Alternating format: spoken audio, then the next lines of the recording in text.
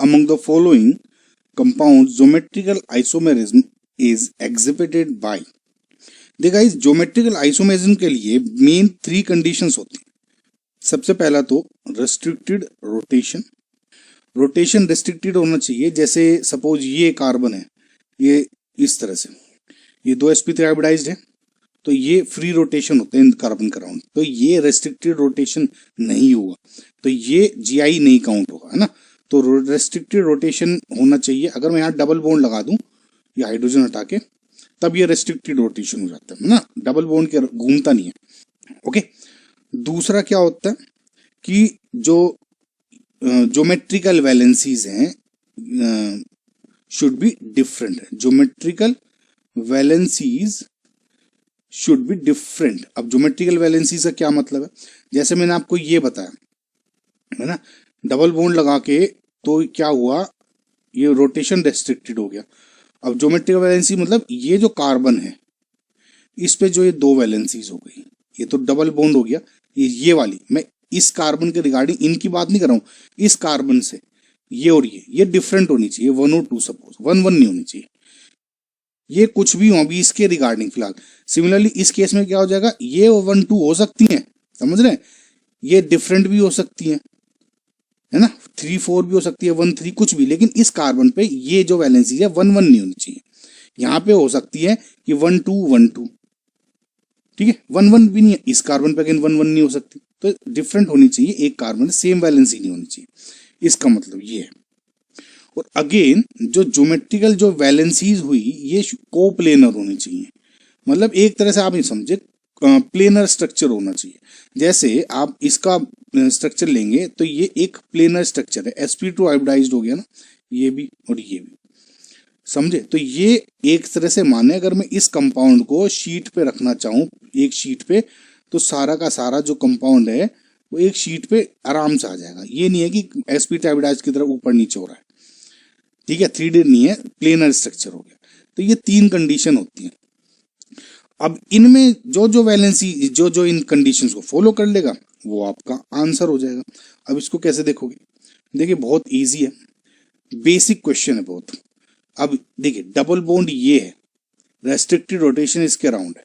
अब CHCl अगर मैं इसको सिंपल तरीके से ड्रॉ करूं, Cl और H, इस कार्बन के अराउंड 2 वैलेंसी ये तो डिफरेंट हो गई, ठीक है, डबल बॉन्ड है, रेस्ट्रिक्टेड रोटेशन भी है, कोप्लेनर भी लग रहा है। अब ये कार्बन है, इसकी वैलेंसीज देख। अब देखिए ये कार्बन अगर आपने काफी प्रैक्टिस की है तो देखते ही आप कह दोगे कि ये वैलेंसीज सेम है, लेकिन फिर भी अगर देखें तो कैसे देख सकते हो, यहां से स्टार्ट करो, एक यहां से एक यहां से, सपोज कि एक आदमी यहां से जा रहा है, एक आदमी यहां से, कहा भैया सेम पॉइंट पे हो क्या, सेम कंडीशन है क्या, सेम माहौल है क्या, यस, ठीक है आगे चलता हूँ। फिर ये आया, ये आया, वो कहेगा भैया सेम वैलेंस सेम डिफरेंट है क्या, सेम है, हाँ सेम कंडीशन है। फिर यहाँ मिल गए तो कहा यहाँ भी सेम है। तो अगर सब कुछ मिलने तक सेम आ जाए तो समझो कि ये सेम वैलेंसीज है। लेट जस्ट सपोज यहाँ पे CH3 जोड़ देता, अब वो जब इसके बाद यहाँ पे आएगा बंदा, वो कहेगा क्या भैया सेम है, हाइड्रोजन जुड़ा है, नहीं कहेगा यहाँ तो मिथाइल जुड़ा है, तो कहते डिफरेंट वैलेंसीज हो गई। समझ में आएगा ना आपको, थोड़ा बहुत हल्का सा कि किस तरह समझाने की कोशिश की मैंने। तो इसलिए ये हो गया। तो फिलहाल इस केस में क्या हो गया, ये वैलेंसी सेम हो गई, तो ये GI शो नहीं करेगा, राइट। अगेन इसमें तो आप देखते कह दोगे 2 हाइड्रोजन हो गए, तो ये है ही नहीं। अगेन इसमें इस केस में क्या करोगे, वही बात, भैया 2 बंदे चले यहाँ से, क्या है आया, माहौल सेम है, सही है, 2 हाइड्रोजन जुड़ रहे हैं, ये है सेम। यहाँ पे आया, उसने कहा भैया यहाँ भी सेम कंडीशन हो रही मेरी तरफ, यहाँ भी 2 हाइड्रोजन हो रही, सेम उतना ही चल के आया हूँ। अगेन जब यहाँ मिले दोनों को, फिर भी यहाँ कंडीशन सेम मिलेगी, यहाँ एक CL इसके लिए भी जुड़ रहा है, एक उसके लिए, समझ रहे हैं ना। तो ये भी GI शो नहीं करेगा। अगेन अब जब C के केस में देखोगे, अब देखिए C केस थोड़ा सा आप समझे तो घुसने वाला है, ठीक है। अगर मैं क्वेश्चन में देखो अब क्या है, अगर डायरेक्ट पूछा है, अब देखिए एक बात समझे, अगर क्वेश्चन इसमें सिंगल करेक्ट वाला है, समझे आप, सिंगल करेक्ट वाला है, तब तो इस क्वेश्चन को आप क्या कह दोगे कि ये GI शो नहीं करेगा, क्योंकि मैं अंदर नहीं घुस रहा हूं, सिर्फ देखते ही कहूंगा कि ये नहीं देखेगा, ये नहीं दे रहा, इज एग्जिबिटेड बाई, इनमें जो मैंने कंपाउंड दिया है इनको डायरेक्ट देख के बताओ क्या इनमें है, ज्यादा अंदर नहीं घुसना है। तब तो मैं कह दूंगा ठीक है यहाँ सबके लिए वैलेंसीज ये डिफरेंट हो रही है, तो ये शो नहीं करेगा इस कार्बन के लिए ना।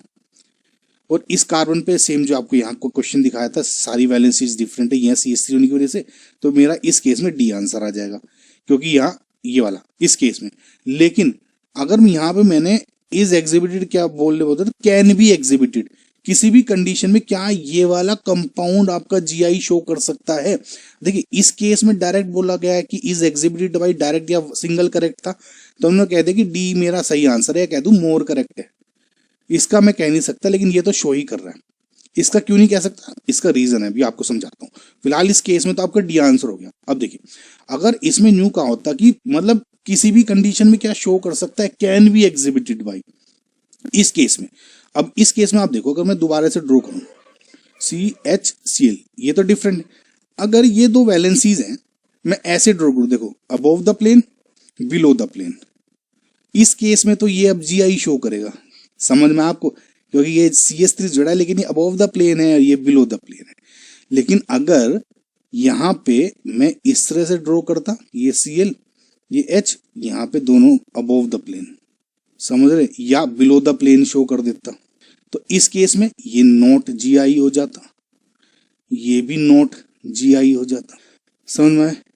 लेकिन इस केस में ये GI शो कर रहा है, तो अगर कैन बी एग्जिबिटेड हो जाता तो यस मैं इसको इंक्लूड कर लेता, लेकिन सिंगल करेक्ट है वो है, ज्यादा मुझे घुसने की जरूरत ही नहीं है, समझना। लेकिन आपको ये चीजें पता होनी चाहिए गाइस।